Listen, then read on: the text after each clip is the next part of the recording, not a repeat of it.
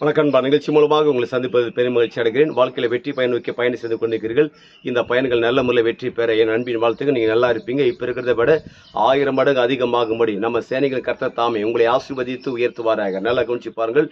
இந்த உலகத்தில் எந்த காரணம் கொண்டு சோர்ந்து போகாதீங்க, டயர்ட் ஆகாதீங்க. ஏன்னா நீங்கள் அவ்வளோ அழகாக ஓடிக்கிட்டு இருக்கிறீங்க.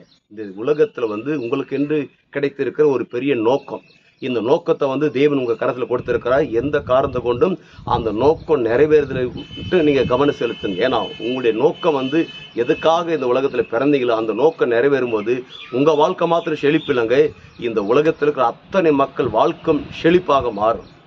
யான்றா இயேசு கிறிஸ்து இந்த உலகத்தில் ஒரு நோக்கத்தோடு வந்தார். அந்த நோக்கம் நிறைவேறினது. ஒட்டுமொத்த உலகமே சேஞ்ச் ஆகிடுச்சு. உலகத்துக்கே மாற்றம் வந்தது. அப்போ உங்களுடைய பிறப்பாகப்பட்டது.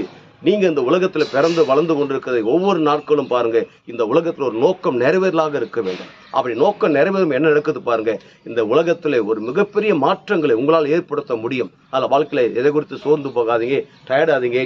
ஓடிக்கொண்டுங்கிற ஓட்டத்தில் மட்டும் ஸ்லோவாகிடாதீங்க. ஓடிக்கொண்டே இருங்க.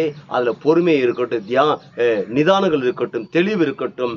தெளிந்த நிதானத்தோடு பொறுமையோடு ஓடும் பொழுது இந்த நோக்கம் கண்டிப்பாக நிறைவேறும். அப்போ நோக்கம் நிறைவேறும் என்ன நடக்குது பாருங்க, ஒட்டுமொத்த உலக நாடுகளுக்கு நாம் ஆண்ட இயேசு கிறிஸ்து உங்களை கடன் கொடுக்கும்படியாக வைக்கிறார். நீங்கள் வற்றாத நீரூற்றை போல் இருப்பாய் என்று சொல்லி உங்களிடம் விடைபெறுகிறேன்.